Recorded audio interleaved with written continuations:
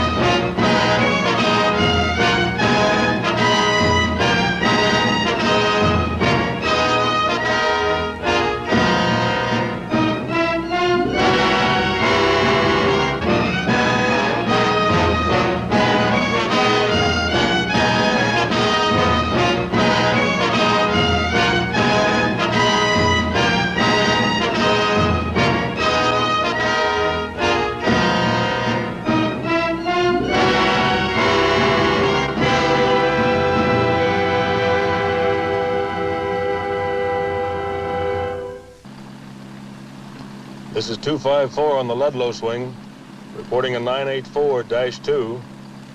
We'll be checking in 45 minutes. 10-4, car 254, KLP 646. Pull over. I saw something.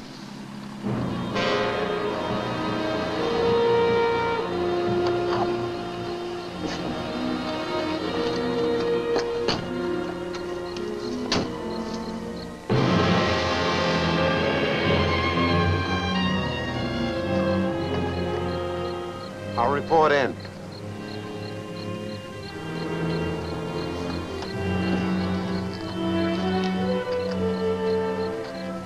Car 254 to Champaign-Urbana. Urbana to 254, go ahead. Car 254 to Urbana. We're investigating an accident at Junction 45 and Ludlow Cutoff. Foul play suspected. Send homicide detail. Oh, yeah. The driver may have been William Summerfield, 177 Decatur Street, Ludlow, Illinois. One of you stay on the scene. The other investigate the Ludlow address. 10-4, car 254, KLP 646. You heard the man. Yeah.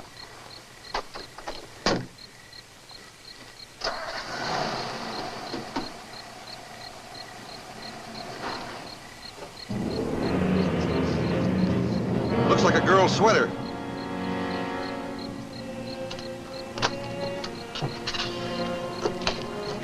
Blood. Urbana to car 88. Come in, car 88.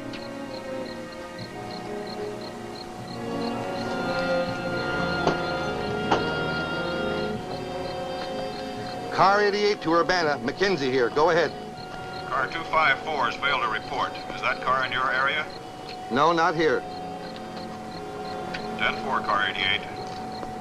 This is KLP 646, Urbana, calling car 254. Come in, car 254. Urbana to car 254. Come in, car 254.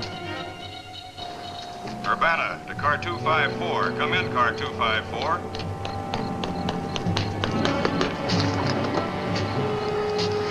Hello, I'm at Ludlow.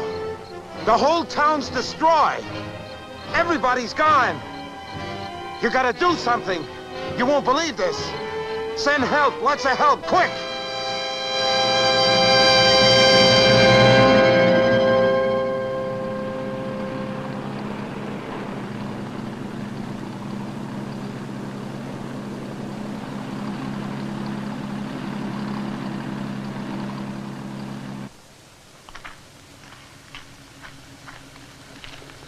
All right, lady, just follow the arrows. Any chance of getting through? Nope. What happened? Look, lady, just detour, will you, please?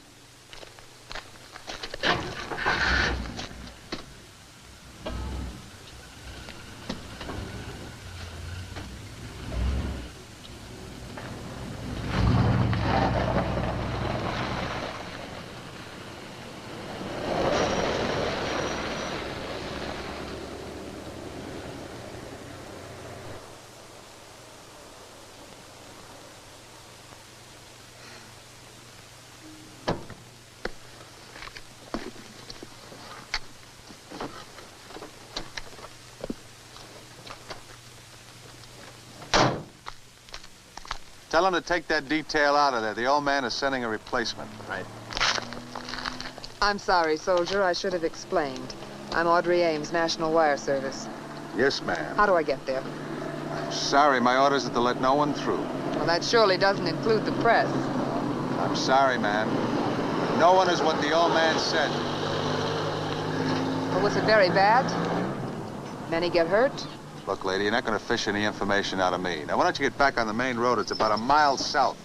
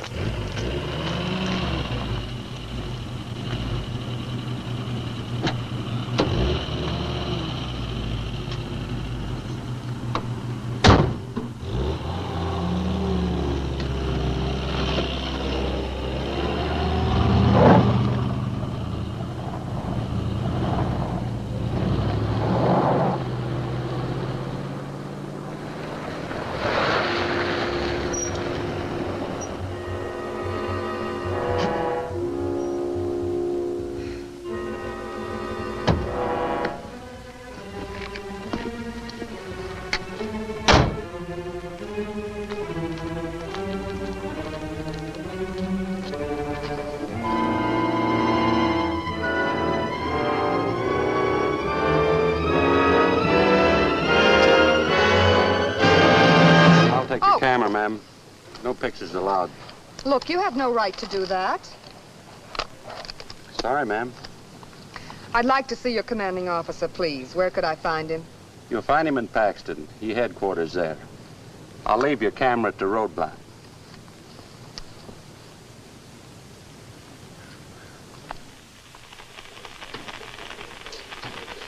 Until further notice, all traffic will continue to be routed around the Ludlow area according to special orders Able 6. Good morning.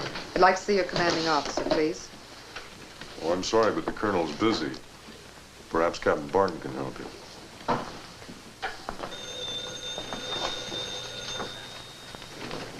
Sentry. Ma'am?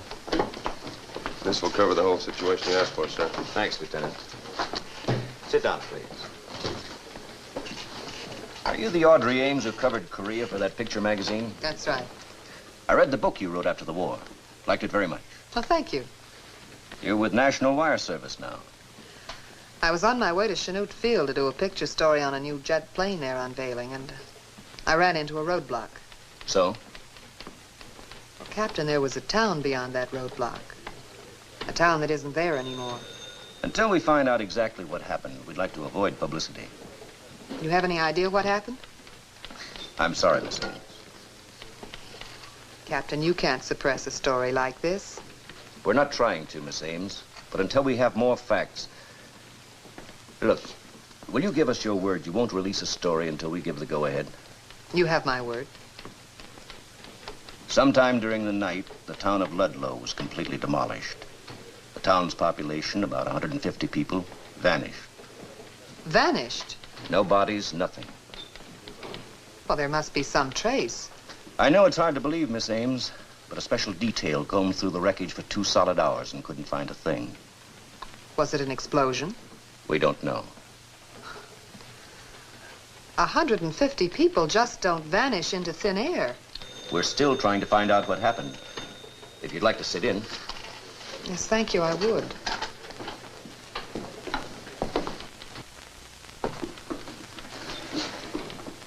Dave, what time did you leave Ludlow last night? Must have been after 11 o'clock. My son-in-law watched the television news at 10:30, so I sat there and watched that. And my daughter wanted me to sit there and talk a while. Then I got to thinking that I had to get up early, so I took off. Did you notice anything strange or unusual about the house or about the way the family acted? No, same as always. When you were driving out of town, nothing out of the way in the street, the building, or the sky? No unusual light, some sound or movement? Well, I heard something sound like thunder. And about midnight, a plane went over. All right, Dave. I can call on you again if I need you? Oh, yes, sure. Edna? Is that the telephone company's official transcript? I put through the last call to Ludlow at 11:59 p.m. When did you first notice anything wrong with the Ludlow connection? 4:45 this morning. I phoned the company linesman to go out there right away. So the telephone lines could have gone down anywhere between 11:59 and 4:45. All right, Edna, thanks. You've been very helpful. Oh, Colonel Sturgeon. Miss Ames, National Wire Service. How do you do? Audrey Ames, I've read a lot of your stuff, seen a lot of your photographs. Yes?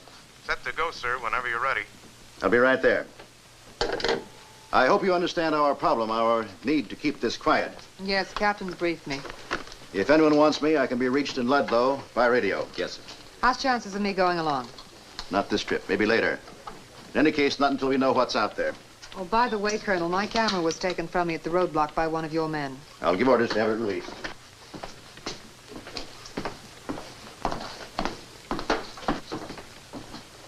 Oh, there has to be a logical explanation for this.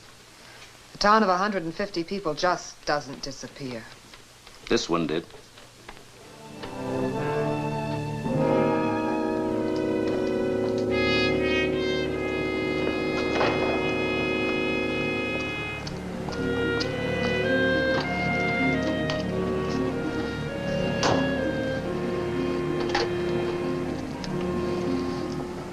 Chicago Mobile Service Operator.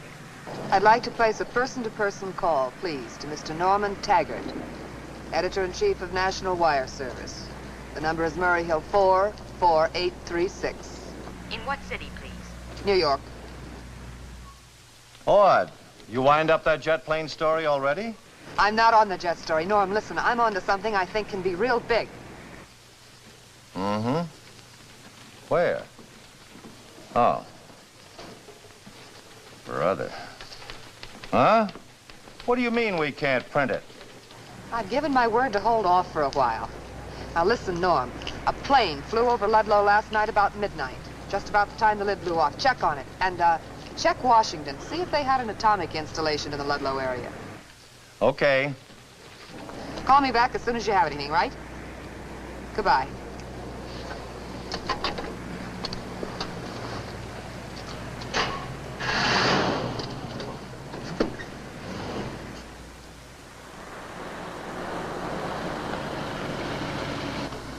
Sorry, miss. You can't?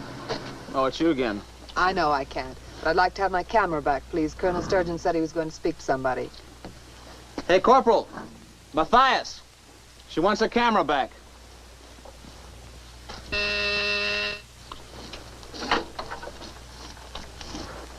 Hello, Norm. What's the score? Wrong track, baby. The airlines confirm a commercial liner over Ludlow at 12:03 last night. There are no atomic installations, secret or otherwise, within 75 miles of Ludlow. Well, it was a possibility. The only people who've been playing around with radioactive materials in your vicinity is the U.S. Department of Agriculture. Department of Agriculture? Yeah, they've got an experimental project just outside Paxton. U.S. Department of Agriculture, Illinois Experimental Station. Okay, I've got that. I'll keep in touch.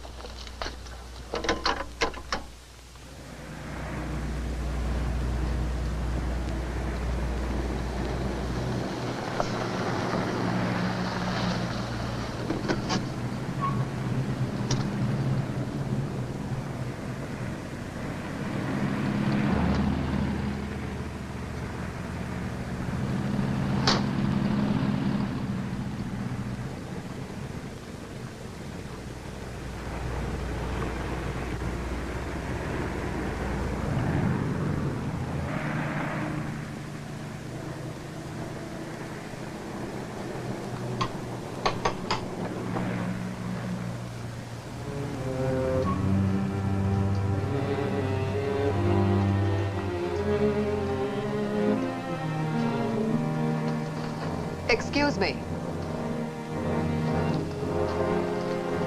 I beg your pardon.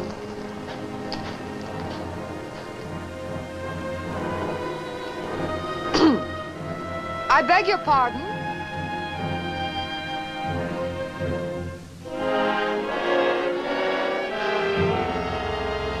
Oh! Hello? Oh, hello. I spoke to him, but I guess he didn't hear me. Oh, he's a deaf mute. Working with radiation can be dangerous. Accident last year cost him his speech and his hearing. Oh, I'm sorry. I'm looking for the project director. Oh, I'm the project director. My name's Ed Wainwright. What can I do for you? Oh, excuse me a minute. I'm sorry, Frank. Nothing to worry about, just a slight catastrophe. Do you have these catastrophes very often? All the time. It's hard to keep these little things from getting in. These are snails. Last summer it was caterpillars, and after that it was grasshoppers by the drove. And just last week it was beetles. Now, what can I do for you? Well, Mr. Wainwright, I'm Audrey Ames. I'm with National Wire Service. I suppose you've heard about what happened in Ludlow. Yes. I'm trying to find out what was responsible, and it occurred to me that radiation of some sort might have caused the destruction out there. No, I don't think so. Here. We're the only people around here using radioactive materials. And isotopes aren't explosive. So I'm afraid your answer isn't here. Oh, I see. Now tell me, is this thing really a strawberry? Yes. And these are tomatoes. This, we hope, is the future of the American farmer. And for that matter, all farmers everywhere. Can you eat them? No, not yet. But we hope to develop one day a hybrid that can be eaten. How is it there hasn't been any publicity on this? Oh, there have been a few stories in farm journals, but to most of the public, these giants are just freaks of nature. No practical value. Well, how do they get so big? Well, radiation causes photosynthesis, that is the growing process, to continue night and day. Radioisotopes act as a sort of artificial sun that never sets. It's fascinating. Tell me, what's he doing? Well, that's plant food, essential minerals. Keeps the plants from burning themselves out. They have to be fed constantly. Actually, the fruit would grow much larger if we didn't limit the stimulation.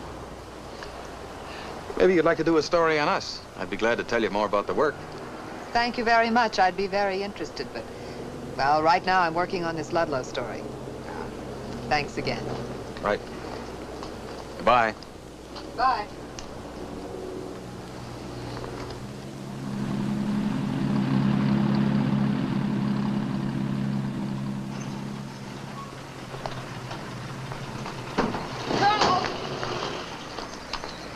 You here? Well, he wouldn't let me inside, so... Oh, Colonel, Springfield is on the line. Colonel, you just got back from Ludlow. You said after you got back I could go. I said maybe. Well, how about it? Tomorrow it'll be open for the press. Oh, Colonel, be fair. I've played ball with you. Give me the jump on the other reporters who'll be in here. At least let me take some pictures in Ludlow. I promise I won't put them on the wire till tomorrow. Well, I guess you rate that. For effort, anyway.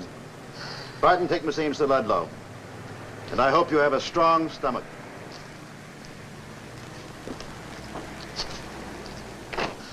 We're going to take some pictures in Ludlow. If we're not back in 15 minutes, better come in after us. Yes, sir. Let him through.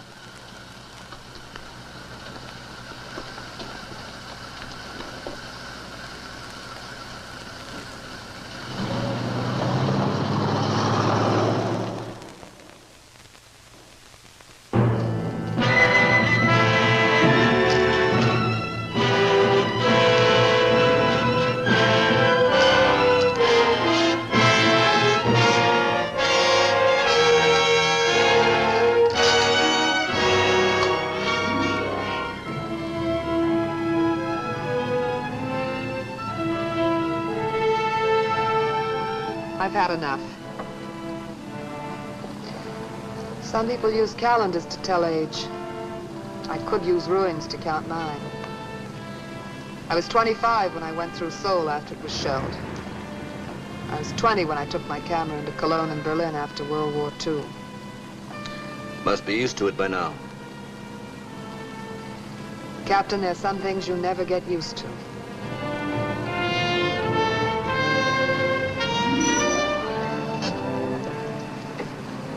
How about a drink to wipe away some memories? Good way to get rid of the jitters. I know a little place. How do 150 people vanish into thin air? Well, around this part of the country, things seem to have a way of vanishing. Only a couple of months ago, it was a warehouse. Kind of fell apart overnight, just like Ludlow.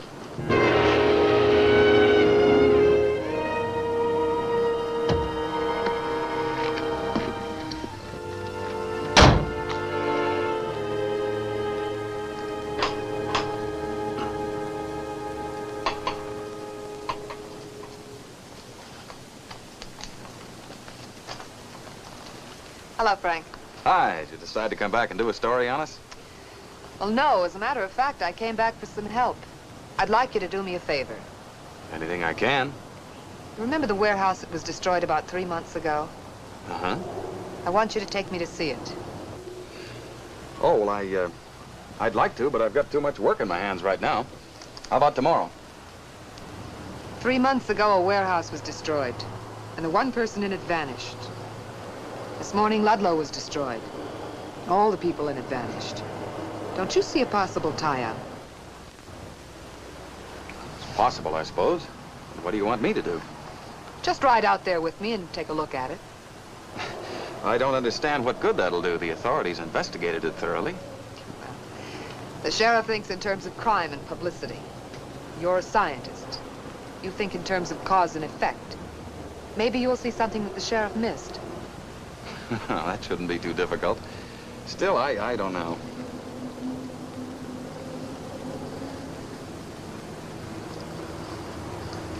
What's he saying?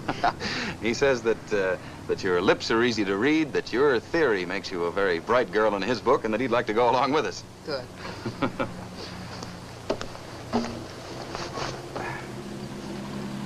When you barge into people's lives and drag them off to places they don't really want to go, aren't you sort of in danger of becoming unpopular? That's an occupational hazard. How'd you pick such an occupation? I think it sort of picked me. I guess I was just born inquisitive. Ever since I can remember, I wanted to know the why and wherefore of just about everything I saw. I inherited my knack with the camera from Dad. My curiosity supplied the nose for news, and the camera supplied the memory. So there you have it. What about you? Have you always been interested in science? Oh, I guess I always have been in one way or another. I used to fool around with radios and anything electrical when I was a kid. I was a radar officer during the war, and then I went into this when I got out. Ah, yes, I remember now that every time I read one of your articles, it was datelined from some area of flood or famine or war. Made me realize what a sheltered life we scientists really lead. Sheltered? Look what happened to Frank.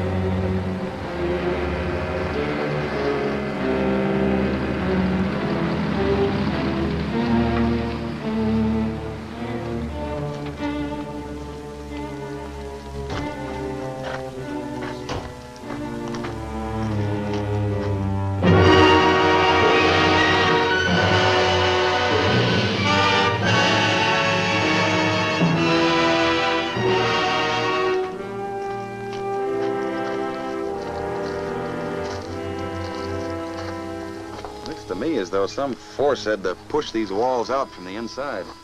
Think it was an explosion? No, it couldn't have been.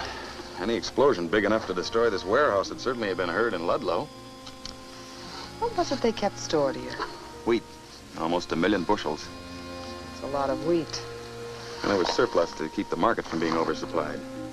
Doesn't it strike you as a little strange that out of all that wheat, there's not a grain left anywhere? No, that's nature's way, Audrey. Birds probably cleaned up the leavings.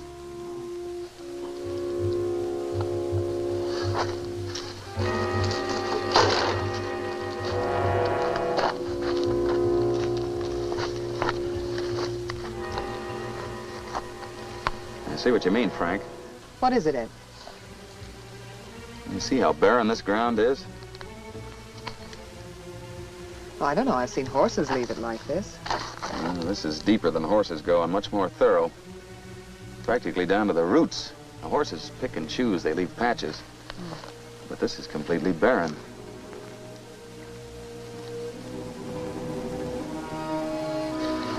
Well, leave it to old Frank. He'll make a botanist out of me yet. You're head of a government lab and you need lessons in botany? Well, I try to teach him what I can about my field of study. He tries to teach me what he can about his. Aren't you a botanist? No, I'm an entomologist. The study of insects. Well, then how come you're working with plants? Well, the existence and development of plants and insects are very closely related. They're highly dependent on one another. As a plain matter of fact, one couldn't live without the other. And that's why I can't understand. Ground like this is usually teeming with insects. This area is completely devoid of it. I think I'd like to get some shots of this. I'm going back to the car for my camera. All right.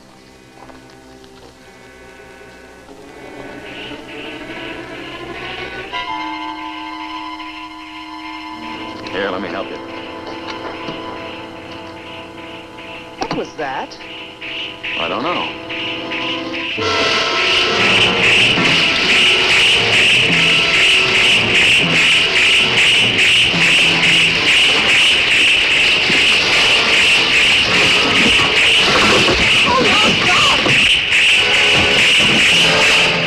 Oh, Frank's gone. You can't save him.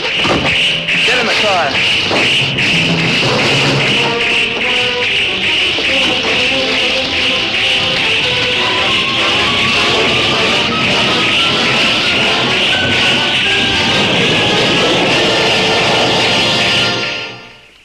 The Geiger counters show no radioactivity to speak of, sir. Only background. There's got to be an explanation somewhere. I've got your explanation for you, Tom. Ed. Now listen, you've known me ever since I came to Paxton. You know I'm not given to hysteria, and you've got to listen to me with an open mind. Take it easy, Ed. Locusts. What are you talking about? I'm talking about giant locusts. Giant locusts are responsible for all of this. Are you nuts? No evidence of any explosion, Colonel. Buildings look more like they were hit with a battering ram. We found these guns at the scene. The kind people keep in their homes. And they've been fired. Okay. Lieutenant? Now listen, Tom. These are 8 feet tall, some even bigger. They're vicious, merciless killers. Now, Ed. Lieutenant. Lieutenant, phone Springfield again. Tell him I'm still waiting for those specialists. Yes, sir. Frank Johnson is dead. He was killed not half an hour ago. It was horrible. Obviously, you're both under a strain, Won't but... you listen? You've got to get some soldiers out there before more people are killed. Miss Ames, the governor asked me to exercise discretion in dealing with you. Please don't make it any harder for me than it is. You have to believe us. Listen, you've seen the giant plants out at the lab. Are you trying to tell me you bred these things? In a sense, I did, yes. Some locusts must have gotten into the lab, and they ate some of the plants or some of the radioactive plant food. Well, their cell division accelerated immediately. That is, they started to grow abnormally fast. They had to have a constant food supply to sustain this growth. So, a couple of months ago, they wandered into the grain elevator outside of town. When they grew to this giant size, they pushed their way out. Well, they just pushed the building down. Yes.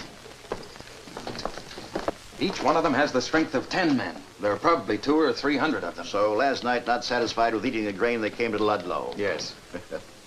Even if I went for your story about the size, it would be hard to believe they'd attack people. Sergeant, that report come in from the chemists? No, not yet, sir. Why won't you listen? I am listening. We saw Frank Johnson killed by a giant locust. Sure, and they're reliable people who've also seen flying saucers and weird little men from Mars. Well, take another look at that town out there. Or have you found the answer?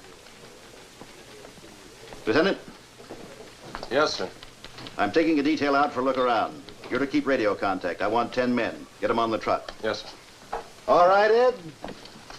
You can show me the exact spot where you saw, well, whatever it was you saw. Oh, no. Well, after all, it's his grasshopper.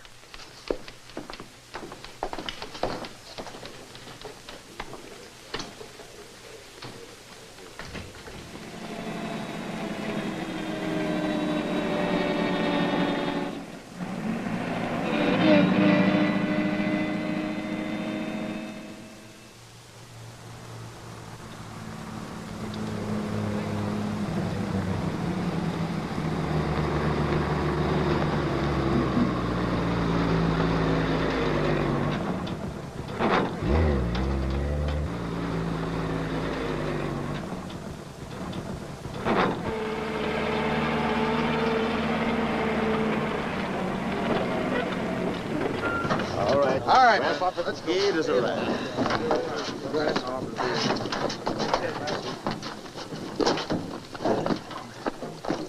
Man, we're gonna dig us some crazy grasshoppers. Why'd they give us nets instead of rifles? All right, tell them people to spread out. All right, men, fan out.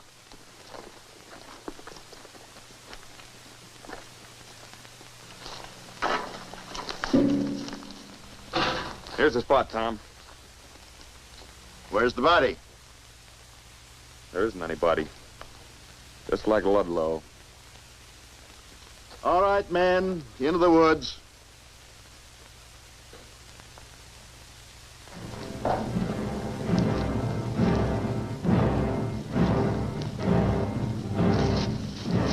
Hey, Frank. Maybe we could train one of these giant whatsits to pull a plow, huh? Chuck? Huh? I don't like this place. Ah, take it easy.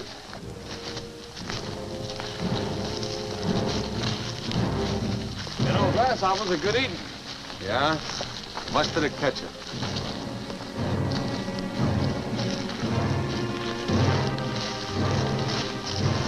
Nah, no kidding. I ate them once down in Mexico. Well, you better watch your step. They're liable to get even.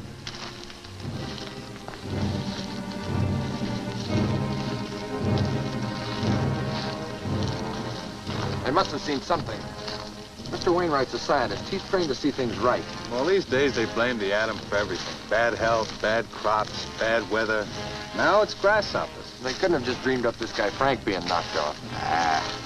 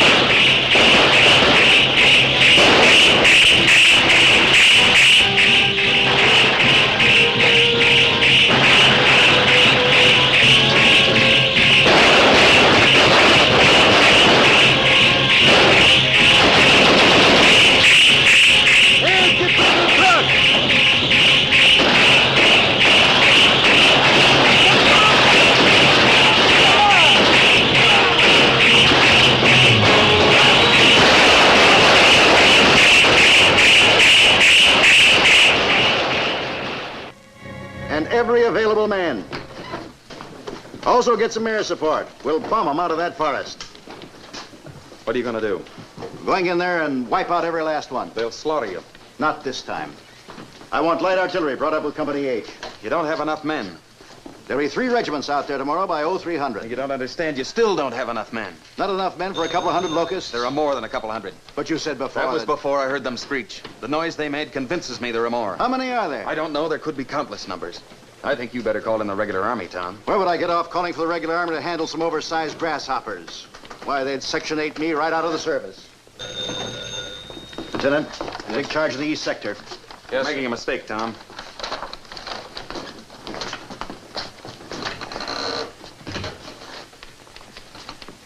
I'm afraid he doesn't understand how serious this is. Well, after all, he knows what the military is capable of. Well, that's just it. He has faith in regimental firepower because he's seen it work. But he's never come up against an enemy like this before. And you've done all you can. No, I haven't. In a way, I feel responsible, Audrey. The country's in deadly danger if those locusts break out of the forest. What are you going to do? I'm going to Washington. Maybe the Army people will listen to me. I'll go with you. Maybe I can help. I saw them, too. All right. We've got to convince them, Audrey. We may be witnessing the beginning of an era that'll mean the complete annihilation of man. Annihilation? Annihilation. The beginning of the end.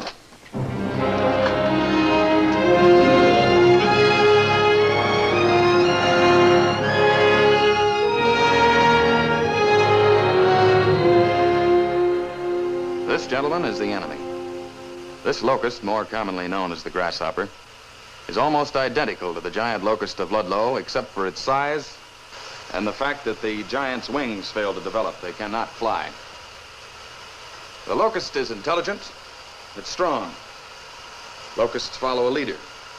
Like the bee and the ant, they're able to communicate with each other. This communication or call is produced by the hind legs.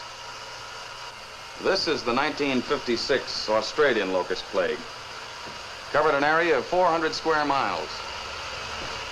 We've been plagued by locusts since biblical times. We've tried various forms of combating them.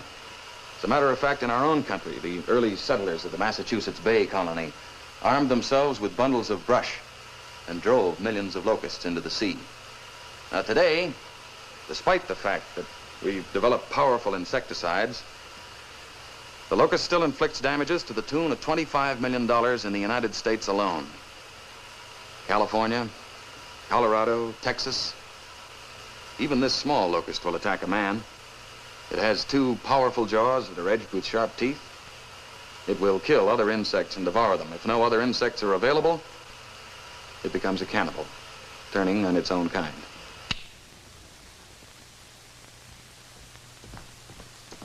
Now, you've seen what the locust can do in its normal size, smaller than your thumb. Imagine, if you will, a locust that's grown bigger than a man and is continuing to grow, some larger than others, but each one a deadly killer. I hope you realize we haven't much time. You are a scientist, Mr. Wainwright. You know what locusts can do. I'm a soldier. I know what guns can do.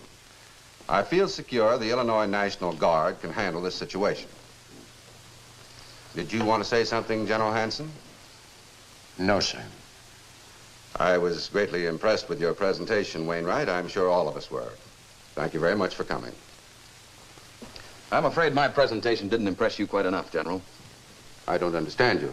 I mean that when the locusts start to move out of that forest, I'm not sure you'll be able to stop them. What are you suggesting we do, Mr. Wainwright? Hit them with everything you've got, now. You need more men, a lot more men. You need tanks and heavy artillery. As of now, the full strength of the Illinois National Guard is in the lines surrounding the Ludlow, Illinois forest. As I said before, Mr. Wainwright, you are a scientist. Why not leave the fighting to the military?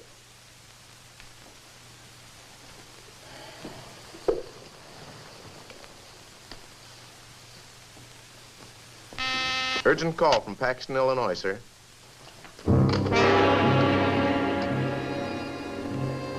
General Short here. Yes. Yes, I see. Thank you. Matt will fly to Paxton with Mr. Wainwright. We'll take charge of operations. Mr. Wainwright, I owe you an apology. The locusts have broken through our defense lines. Thousands of casualties. Our troops are reorganizing to prevent Paxton itself from being overrun.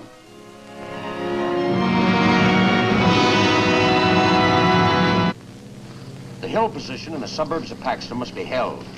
Otherwise, the 100 miles between Paxton and Chicago will lie open. General, we can't land in Paxton, sir. Why not? It just came over the radio, sir. Giant locusts have overrun Paxton at 1400.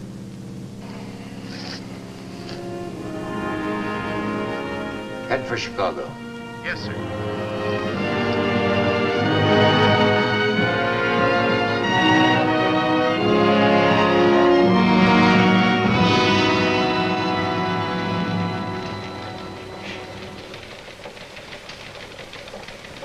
Captain, I want these positions held. I want them held at all costs, if humanly possible.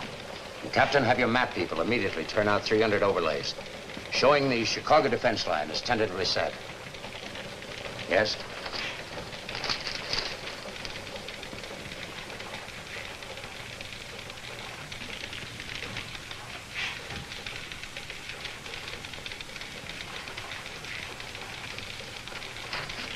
Major Everett. What about Squadron 12? They haven't reported in yet, General. Well, let me know the moment you hear. Yes, sir. Yeah, I'll be with you in a moment. Bill, you'll proceed at once to temporary GHQ, Central Sector, and assume command. Norm, you will order the 81st Armored Division to proceed without delay from Fort Sheridan to Chicago. Have the CG report to me upon arrival. Request the Defense Department to alert the following divisions: the 1st Armored, the 40th, the 1st Airborne, the 92nd, and the 76th. Now, what's your problem? Food. At the rate refugees are pouring into Chicago, General, our emergency stocks won't last long.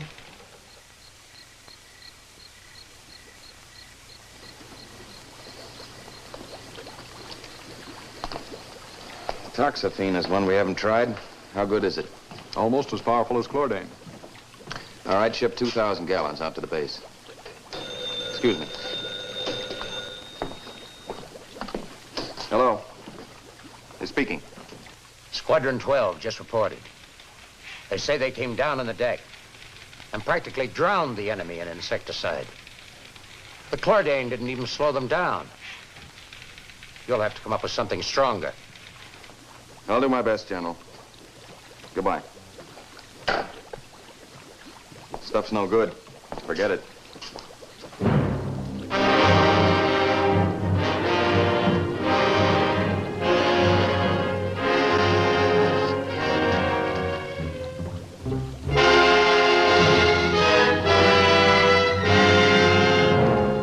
Looks pretty bad, doesn't it?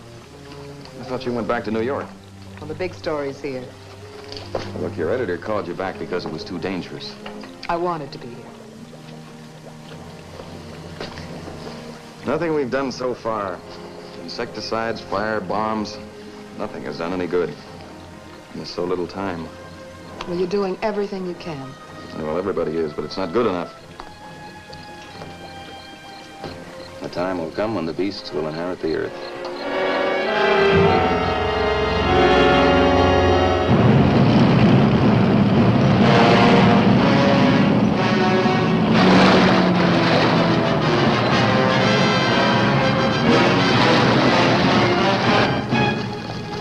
No, there's no sign of the locusts yet, General. Out.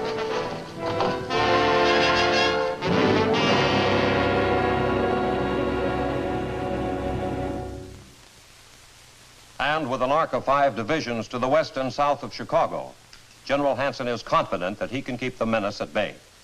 Units of the Air Forces and Marines are moving into position to back up those forces already deployed by the Army. Now, the one advantage our forces hold over the enemy is that they always reveal their intention to attack. Before every attack, the locusts send forth this warning in the form of a high-pitched screech. Now, this screech increases in intensity until it reaches ear-shattering proportions. And it's when this screech reaches its full intensity that the locusts attack. We've got every available man on the line, Major, and I think there's no question but what we'll do.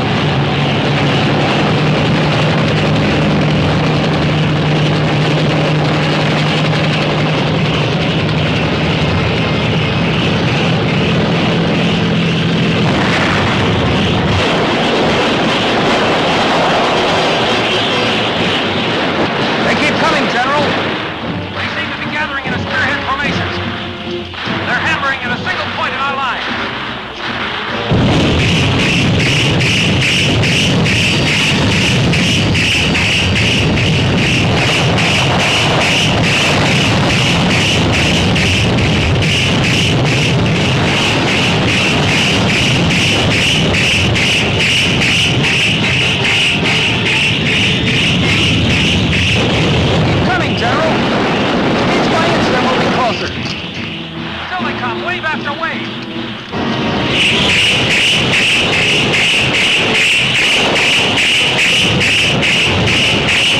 We're going through a breach in our lines. We're all around it. We're being cut off. We interrupt this program for an important announcement. The giant locusts have reached the Chicago South Side and nearby suburbs. I repeat, the giant locusts have reached the Chicago South Side and nearby suburbs. Keep calm. Take shelter in basements. Take shelter in basements. Do not panic. Attention, please. Attention, please. Keep moving. Do not block the highway. Push stalled cars off-road at once. Keep all traffic moving. Do not panic. Do not panic.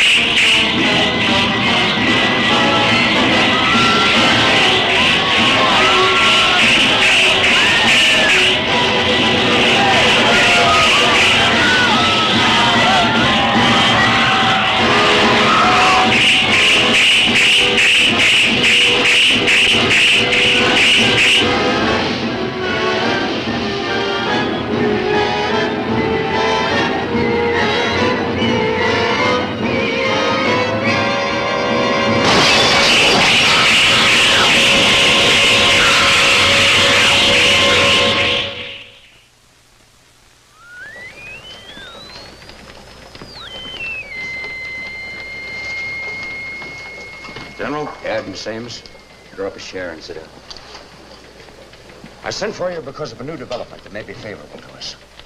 The locusts have stopped their advance. They're huddled in the alleys and buildings just outside the loop. The locusts got cold. When the temperature drops below 68 degrees, they just stop moving. Well, maybe now's the time we could move in and destroy them. Well, they aren't in hibernation, sir. They'll move if they're provoked, and they're just as deadly as ever. When the sun comes out tomorrow, they'll be active again.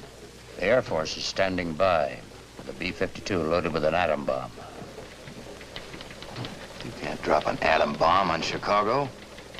Washington has given me authority to do just that, as a last contingency. If the bomb is dropped early tomorrow, there'll be no loss of life. The city will be evacuated by then.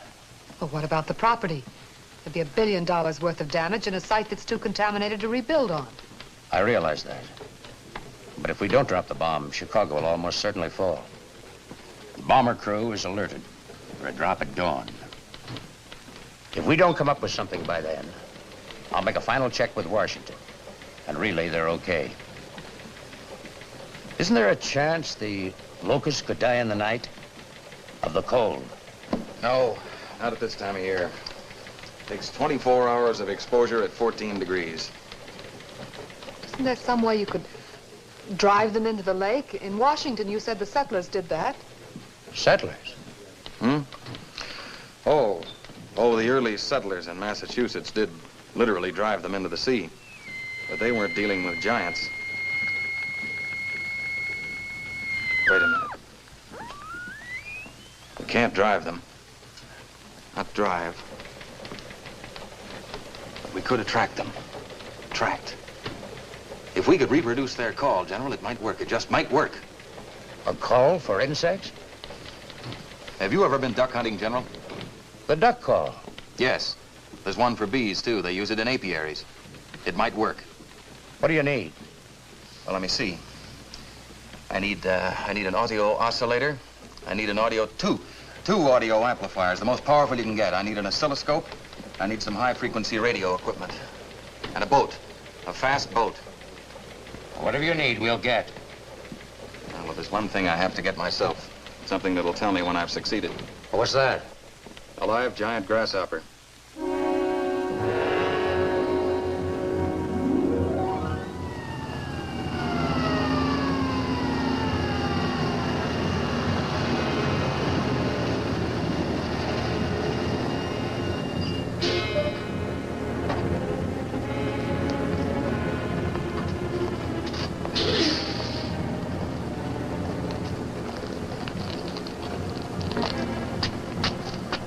Well, they gotta be around here somewhere.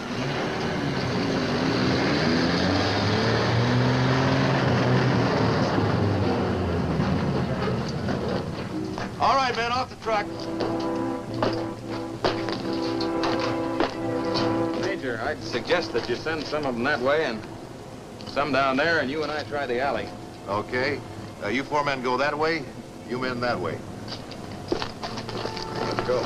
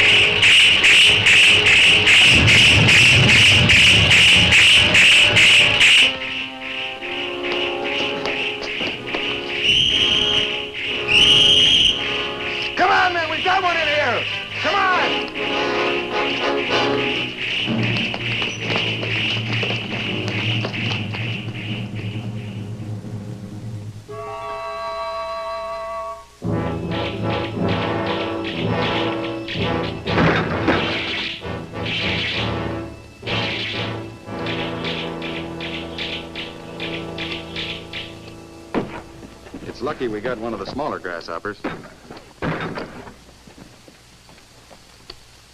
not too close, Major. They put that cage up in a hurry, and I don't know how strong it is. A month ago, I was teaching my engineering class at the university. It was safe and secure. And look at me now.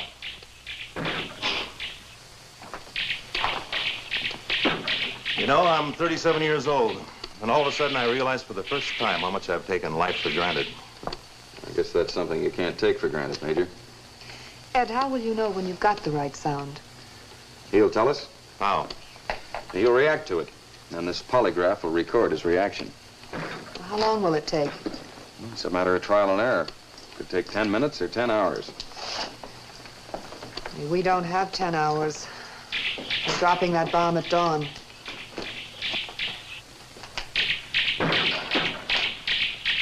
How does this work? Well, I've just attached these wires from the polygraph to the 2 copper strips at the base of the cage.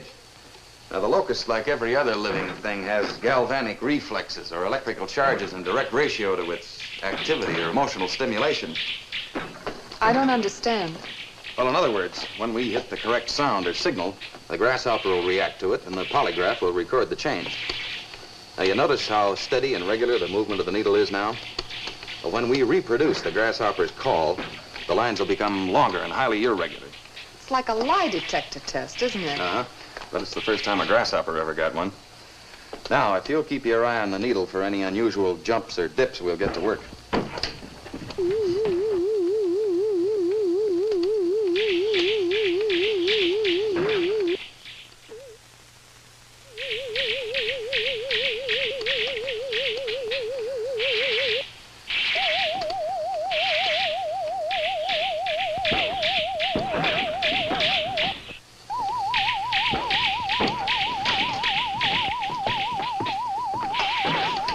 Wainwright, you've had your chance.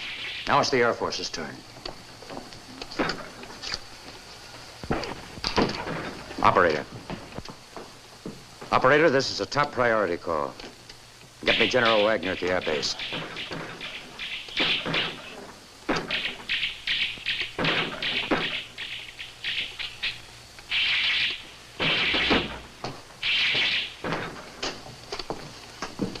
Look, General, the locusts outside will stay put until the temperature reaches 68 degrees. That's about an hour and a half from now.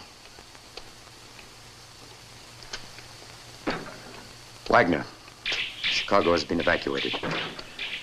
Unless you receive instructions to the contrary by 0616, that is 90 minutes from now, you will order your B-52 crew to deliver the bomb on the designated target. Repeat the instructions back to me. Correct.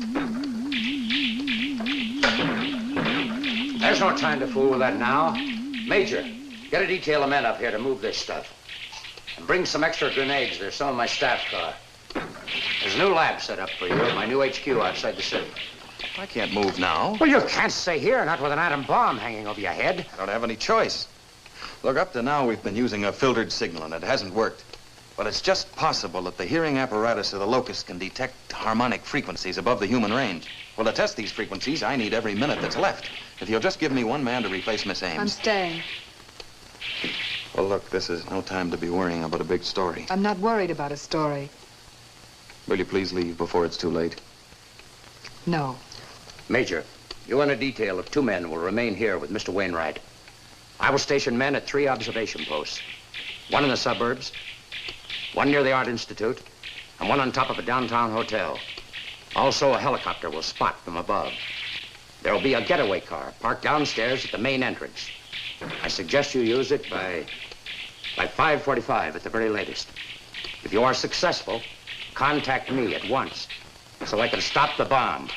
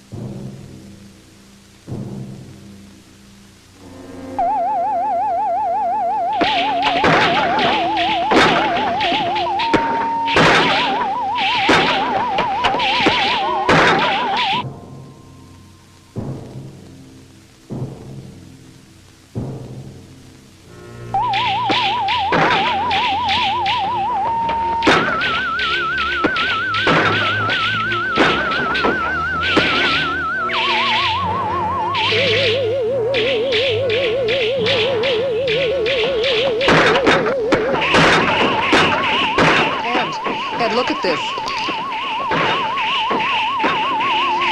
I think you've got it. That's it, Audrey. We've got it. And the cage is moving.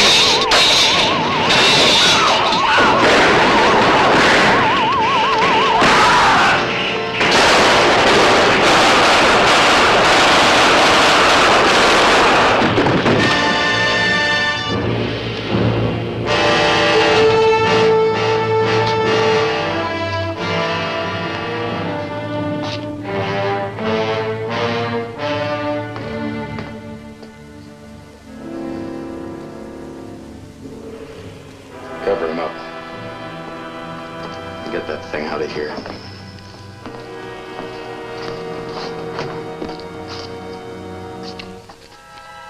Emergency lab to Chicago GHQ. Emergency lab to Chicago GHQ. Come in, General. Are you there? Now listen to me, Wainwright. We found it, General. We found the frequency. Good. Now stand by. I've got to stop that A-bomb. I'll get right back to you. Chicago GHQ to double B.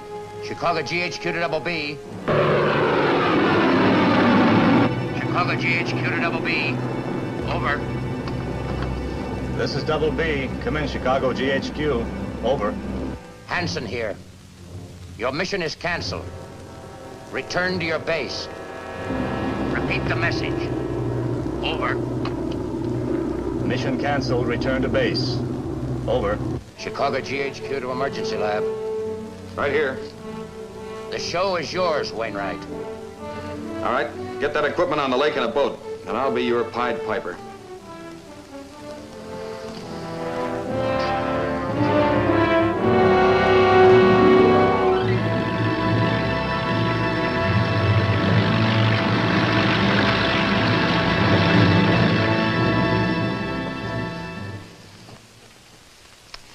I still don't understand.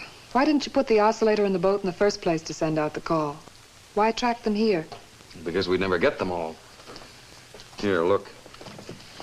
Now, here we are in downtown Chicago, near the lake. Now, the locusts are scattered all through the suburbs and on the south side.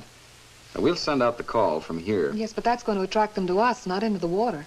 Well, first of all, it's imperative that every last one of the locusts hear the call. Now, in order to do that, we've got to get our amplifier speaker at the highest possible point to get maximum range. Now, we've got ours on the roof of this building, which is one of the tallest in Chicago. Now, once we get them here... Oh, I see. Then the boat will take over. Exactly. Once we have them in the heart of the loop near our location, they'll be within range of the amplifier on the boat. Now, we'll then radio our oscillator signal out to the boat, and they, in turn, will rebroadcast it over their amplifier, attracting the locusts to them and into the lake. We hope. We hope. Now, will you check and see about the temperature? How can we be sure, sir? What do you mean? How can you know that we'll get them all? Well, that's where our observation posts and the helicopter come in. From their reports, we'll know the exact location of the locusts at all times. And if it's working. It's 70 degrees, Ed. They're probably starting to move. Emergency lab to all observation posts. Emergency lab to all observation posts. Report in. Over. Observation post number 2 to emergency lab. Over. Well, what is your location? Over. I'm situated in a store across from the Art Institute on Michigan Boulevard. The street is empty. Nothing in sight. Out. Observation post number 3 to emergency lab. I'm on the roof of the Drayton Hotel. Don't see any grasshoppers in this area, but the south side's getting some action. Out. Emergency lab to observation post 1. Emergency lab to observation post 1. You did not report in. What's your location, post 1? Over. This is observation post number 1. I'm right in the middle of them. I'm just south of 73rd and South Shore Drive. Out. Emergency lab to helicopter. Over. Helicopter to emergency lab. The locusts are active on the south side of Chicago. As yet, there are none in the downtown area. Out. Can you read me, emergency lab? Over. Yes, we can read you fine, General. Are you all set? Over. We're not quite ready yet. I think you better hold off a few more minutes. Over. I think we better start now, General. If they should change their direction and start moving away from Chicago, we may not get them all. Over. I don't like your starting until we're completely ready. This boat has to draw them away from you at a split second's notice. Over. I'd like to start, sir. Then go ahead.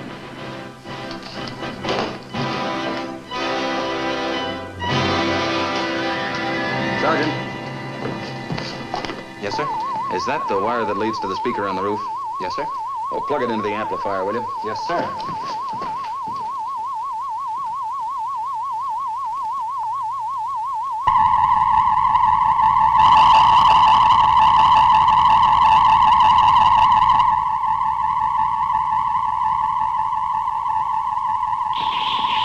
Post number 1 to emergency lab.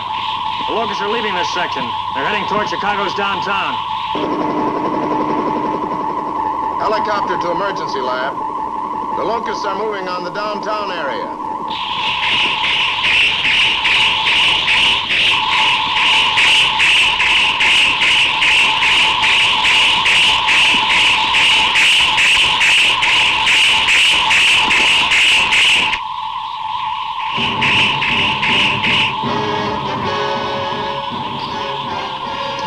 Observation post number 3 to emergency lab. The locusts are everywhere. They're moving toward your location. I repeat, the locusts are moving toward the emergency lab. Michigan Boulevard is filled with them. They're everywhere. Emergency lab to boat. Emergency lab to boat. It's working, General. It's working. I heard the reports.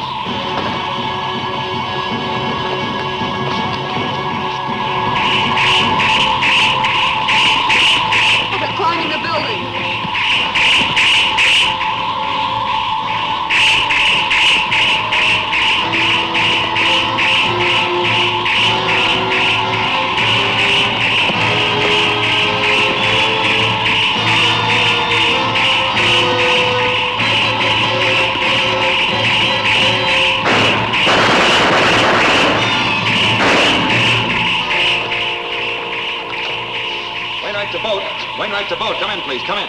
Come in, Wainwright. How soon are you ready? We're ready as soon as we get clearance from observation posts. I'll check them immediately. Out.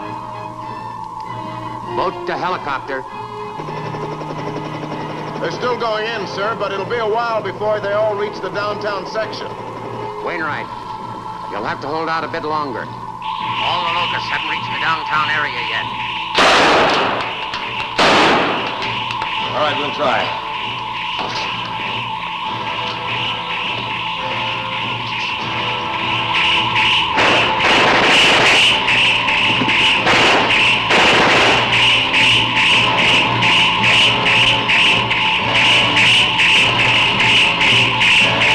We can't hold out much longer.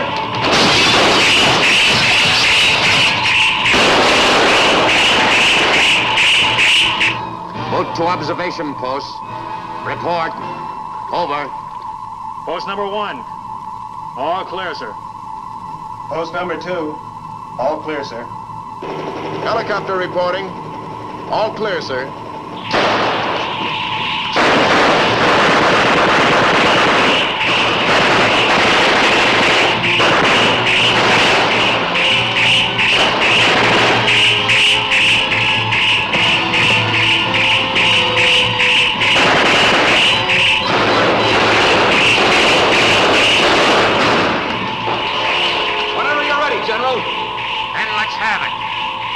Okay, go ahead, Audrey. Throw the switch.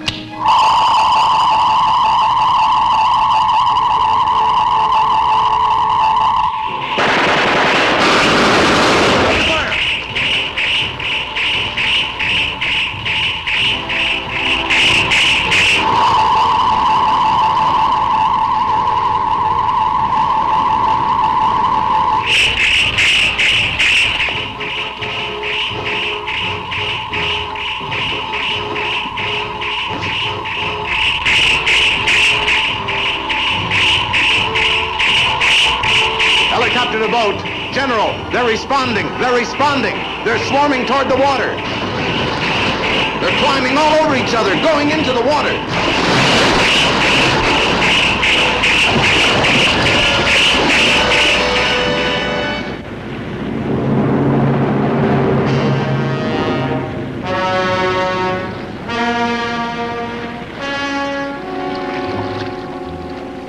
Head for shore.